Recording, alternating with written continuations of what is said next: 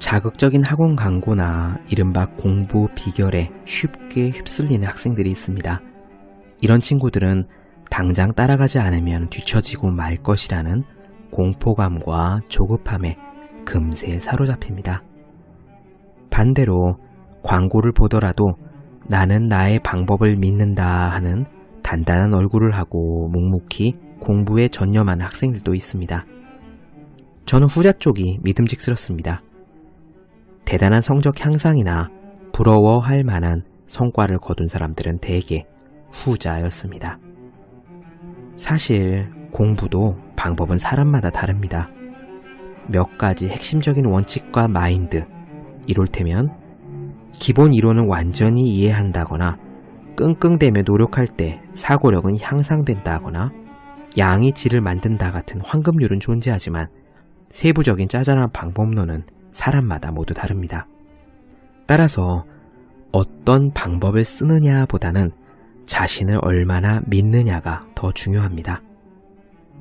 누군가 이야기하는 공부 비결들이 짜잘하게 느껴진다면 그것들은 공부 방법의 지엽 말단이기 때문입니다. 중요한 것은 뿌리입니다. 그리고 뿌리 중에 뿌리는 하늘을 감동시킬 정도로 열심히 하는 사람은 반드시 할 수 있다 라는 믿음입니다. 당신이 택한 것을 믿고 당신이 가는 길로 나아가기를. 당신이 걸어가는 길, 그것이 바로 공부 비결입니다. 365 공부 비타민, 당신이 가는 길이 공부다의 한 대목으로 시작합니다.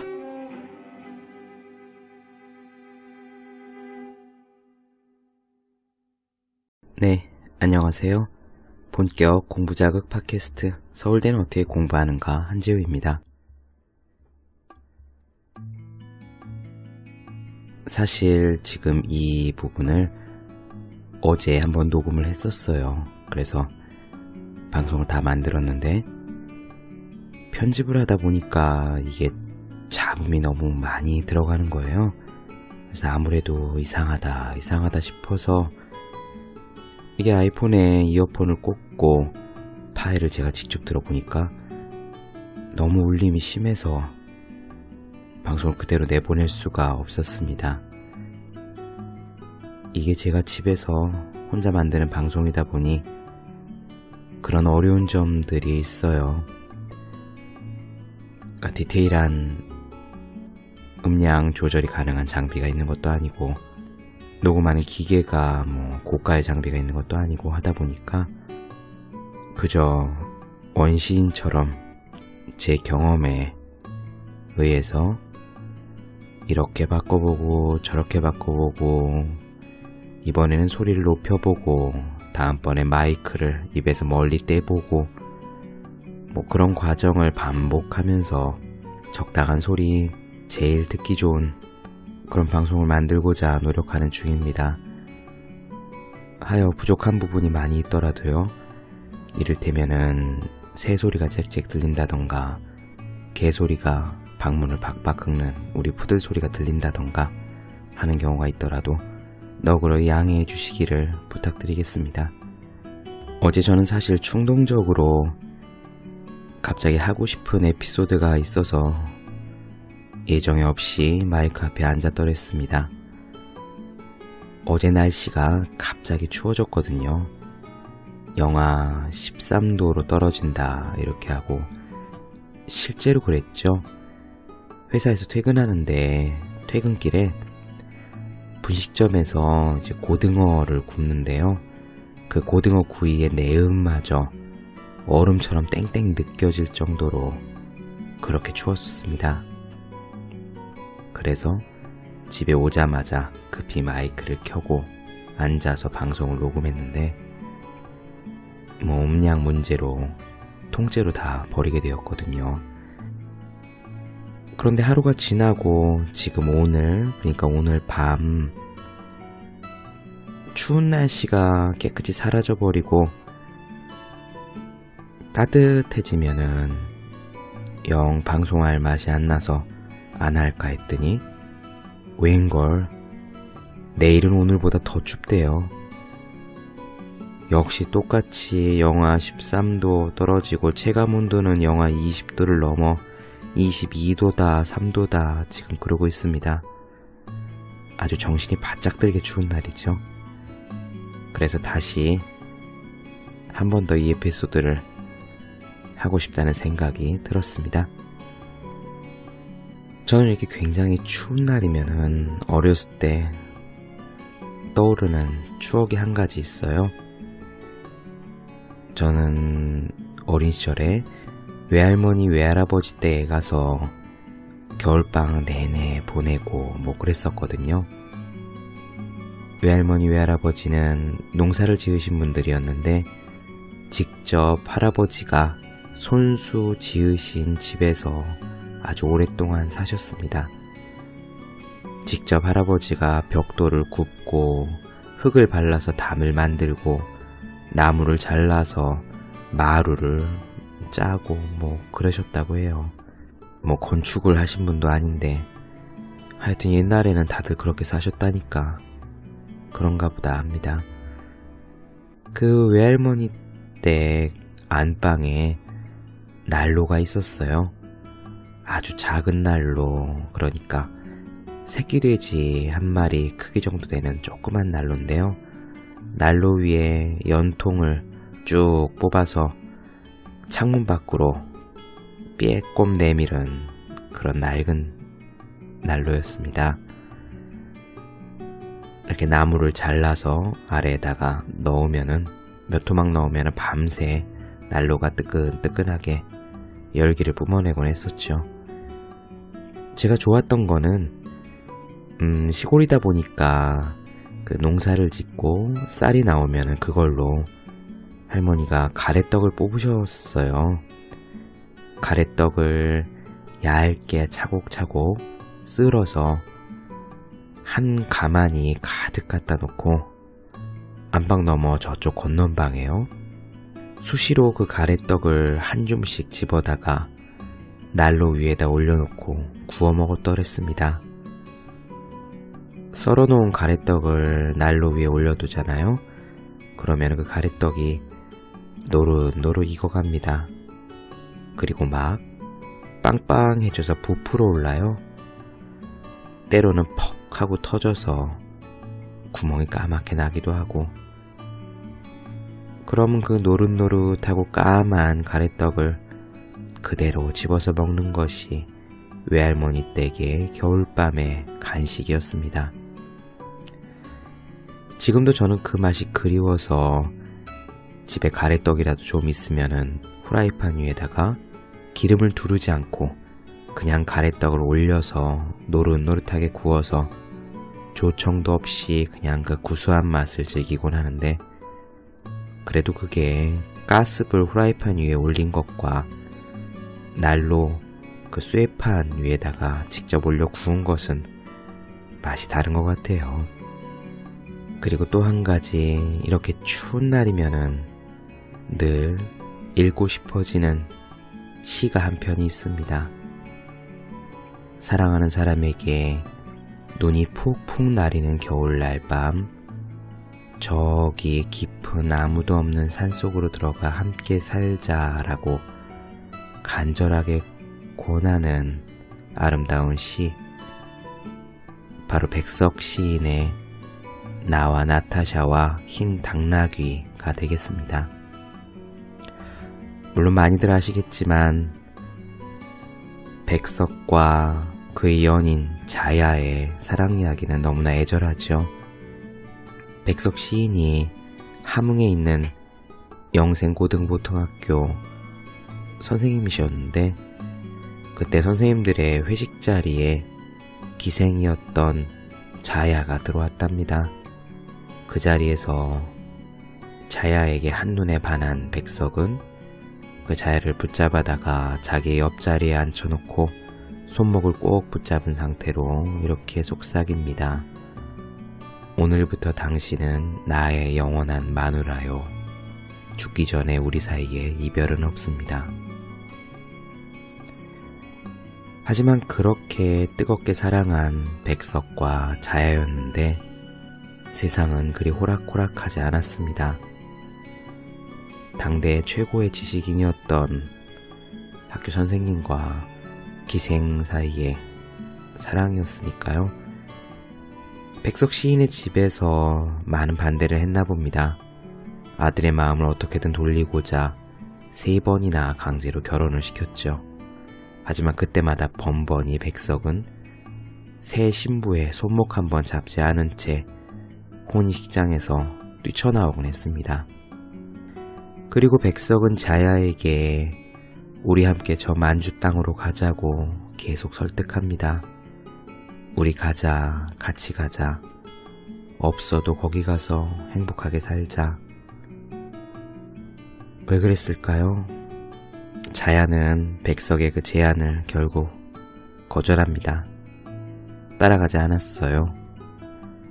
백석 혼자 만주 땅으로 쓸쓸하게 건너갔다가 자기의 고향인 평안북도 정주로 넘어가서 거기에서 생을 마칩니다. 사랑하는 사람을 따라가지 않은 자야. 그녀도 결국 마음이 그렇게 편하진 않았나 봅니다. 다른 사람과 혼인하지 않고 계속 기생일을 하면서 외롭게 그렇게 살았습니다. 대신 일에 엄청 몰두를 했나 봐요. 그녀는 결국 나중에 서울에 있는 3대 요정 중에 하나라는 대원각의 여주인이 됩니다.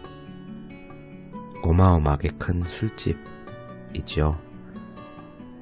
그런데 아무리 높은 분들을 많이 만나고 커다란 요정의 주인이라고 할지라도 사랑만한 것이 어디 있겠나요?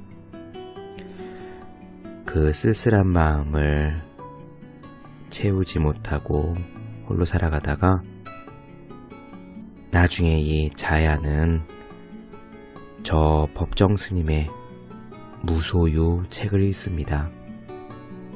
그 책을 읽고 깊은 감명을 받아 자신이 가진 전 재산, 그 대원각을 아무런 조건 없이 법정 스님에게 시주를 했어요. 대지만 7,000평이 넘는다고 했고 지금 시가로 1,000억 원이 넘는다는 그런 요정 자리와 건물을 그대로 법정 스님에게 내놓았던 거죠. 그 대원각 자리, 높으신 분들, 있으신 분들이 와서 술을 마시고 흥청망청하던 그 자리에 법정 스님이 깨끗하게 새로 절을 짓습니다. 그 절이 서울 성북동에 있는 길상사입니다. 결국 한 여인을 사랑했던 백석의 뜨거운 마음, 그리고 그를 따라가지 않아 헛헛한 마음에 평생을 쓸쓸히 살았던 자야, 그리고 그 둘의 애틋한 사랑을 달래주었던 법정 스님의 마음이 지금 서울 성북동의 저 길상사라는 아주 예쁜 절로 열매 맺은 것이 아닌가 생각합니다. 저는 이 시를 무척 좋아해요. 백석이 자야에게 우리 함께 가자, 아무것도 가진 것이 없어도 우리 둘이 가서 저기 가서 행복하게 살자라고 권하는 시, 바로 나와 나타샤와 흰 당나귀가 되겠습니다.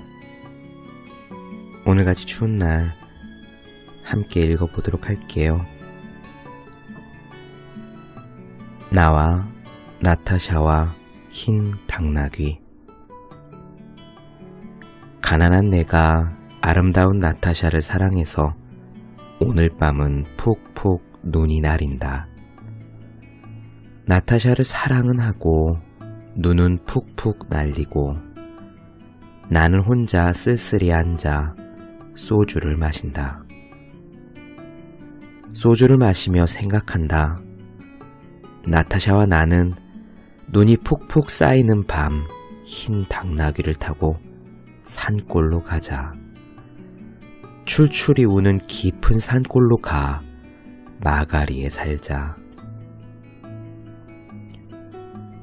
눈은 푹푹 나리고 나는 나타샤를 생각하고 나타샤가 아니올 리 없다. 언제 벌써 내 속에 고조고니와 이야기한다. 산골로 가는 것은 세상한테 치는 것이 아니다. 세상 같은 건 더러워 버리는 것이다. 눈은 푹푹 나리고 아름다운 나타샤는 나를 사랑하고 어디서 흰 당나귀도 오늘 밤이 좋아서 응앙응앙 울을 것이다. 이 백석 시인의 시는요, 저하고도 작은 인연이 하나 더 있습니다. 20살 때였어요. 그러니까 대학교 1학년 때요. 저희 학교는 대학교 1학년 때 의무적으로 대학 국어 수업을 들었어야 했습니다. 필수 교양 과목이었어요. 지금도 그런지는 모르겠지만 그때 한 학기 내내 배웠던 대학 국어 과목 내용은 아무것도 기억나지 않고 머리를 올백으로 넘기고 무척 수줍음이 많았던 그 선생님의 얼굴이 지금 떠오르네요. 그리고 또 한 가지, 이게 중간고사였던가 과제로 선생님이 이런 숙제를 해주셨습니다. 백석의 시 남신의주 유동 박시봉 방, 그 시를요 산문으로 고쳐오라는 숙제였어요. 저는 숙제니까 열심히 해갔습니다. 사실 제가 글쓰기를 전문적으로 배워본 적도 없고 글을 쓰려고 한 적도 없었고 그때까지 제가 써본 글이라고는 대부분 연애편지와 논술 모의고사 답안지에 불과했죠. 숙제를 해가고 나서 그 다음 시간이었을 거예요. 선생님께서 앞뒤로 빽빽히 프린트가 된 A4 용지 한 장을 들고 와 학생들에게 나눠주었습니다. 과제 낸 것 중에서 제일 잘된 작품들을 뽑아봤다며 함께 읽어보자고 하셨어요. 그 종이의 앞에는 A4 용지의 한 3분의 2쯤 되는 분량의 산문이 하나 실려 있었습니다. 선생님이 그 글을 낭독하려고 하실 때 저쪽 앞에 있었던 제 동기 친구 한 명의 뒤를 돌아보며 이거 자기가 쓴 글이라고 우리한테 손짓을 했던 기억이 나요. 그리고 그 친구의 글을 다 낭독한 다음에요, 선생님은 하지만 제일 잘 쓴 글은 이번에 읽을 글입니다 하면서 바로 이어지는 글을 짚으셨어요. A4 용지 뒷면 가득 그리고 앞면의 3분의 1쯤 해당되는 분량의 글, 그건 제 글이었습니다.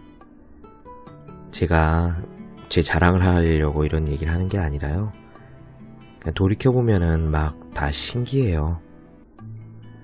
저는 20살 때 글을 쓰고 살리라는 생각도 하지 않았고 글 쓰는 일이 재밌다는 그런 생각도 하지 않았고 앞으로 어떻게든 글 쓰는 일과 연관될 수 있으리라고는 정말 조금도 생각하지 않았습니다.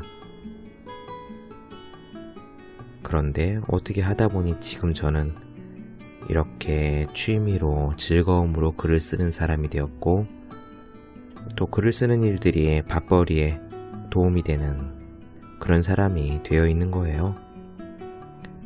그래서 한 15년 전 20살 때 그때 기억을 떠올리면은 참 신기하고 막 그렇습니다. 그 기억 덕분이죠. 제가 세상의 모든 시인은 다 잊어버릴지라도 백석의 시 남신의 유동 박시봉방은 아마 평생 잊지 못할 겁니다. 그 시 한 편 더 읽고 오늘 시간 마무리할 수 있도록 그렇게 하겠습니다. 같이 읽어볼게요. 남신의주 유동 박시봉방. 어느 사이에 나는 아내도 없고 또 아내와 같이 살던 집도 없어지고 그리고 살뜰한 부모며 동생들과도 멀리 떨어져서 그 어느 바람 새인 쓸쓸한 거리 끝에 헤매이었다. 바로 날도 저물어서 바람은 더욱 세게 불고 추위는 점점 더해오는데 나는 어느 목순의 집 헌 사슬간 한 방에 들어서 쥐인을 붙이었다. 이리하여 나는 이 습내 나는 춥고 누긋한 방에서 낮이나 밤이나 나는 나 혼자도 너무 많은 것 같이 생각하며 딜 옹배기에 북덕불이라도 담겨오면 이것을 안고 손을 쬐며 제 위에 뜻없이 글자를 쓰기도 하며 또 문 밖에 나가지도 않고 자리에 누워서 머리에 손깍지 베개를 하고 굴기도 하면서 나는 나의 슬픔이며 어리석음이며를 소처럼 연하여 새긴지라는 것이었다. 내 가슴이 꽉 메어 올 적이며 내 눈에 뜨거운 것이 핑 괴일 적이며 또 내 스스로 화끈 낯이 불도록 부끄러울 적이며 나는 내 슬픔과 어리석음에 눌리어 죽을 수밖에 없는 것을 느끼는 것이었다. 그러나 잠시 뒤에 나는 고개를 들어 허연 문창을 바라보든가 또 눈을 떠서 높은 천정을 쳐다보는 것인데 이때 나는 내 뜻이며 힘으로 나를 이끌어가는 것이 얼마나 힘든 일인 것을 생각하고 이것들보다 더 크고 높은 것이 있어서 나를 마음대로 굴려가는 것을 생각하는 것인데 이렇게 하여 여러 날이 지나는 동안에 내 어지러운 마음에는 슬픔이며 한탄이며 가라앉을 것은 차츰 앙금이 되어 가라앉고 외로운 생각만이 드는 때쯤 해서는 더러 나주손에 쌀랑쌀랑 쌀랑눈이 와서 문창을 치기도 하는 때도 있는데 나는 이런 저녁에는 화로를 더욱 다가끼며 무릎을 꿇어보며 어느 먼 산 뒷옆에 바위섭에 따로 외로이 서서 어두워오는데 하이안이 눈을 맞을 그 마른 잎새에는 쌀랑쌀랑 소리도 나면 눈을 맞을 그 드물다는 굳고 정한 갈매나무라는 나무를 생각하는 것이었다. 네, 본격 공부자극 팟캐스트 서울대는 어떻게 공부하는가. 오늘은 이렇게 추운 날 백석 시인의 시 두 편을 함께 읽어보고 싶어서요. 이렇게 도란도란하는 시간을 가져보았습니다. 날씨가 정말 많이 차요. 여러분 모두 꽁꽁 싸매시고요. 감기 걸리지 않도록 방에 불 따뜻하게 넣으시고 그렇게 주무시기 바랍니다. 그래도 좋은 거는 겨울에 이렇게 하루 이틀 정도는 엄청나게 정신나도록 추워보는 것도 나쁘지 않은 것 같아요. 그래야 비로소 아, 겨울은 겨울이구나 라고 확실하게 또 느낄 수가 있잖아요. 여름은 한껏 더워야 여름이듯이 겨울은 겨울 나름대로 한껏 추워야 또 진짜 겨울이 아닌가 생각합니다. 맹숭맹숭한 거는 좀 재미가 덜하죠.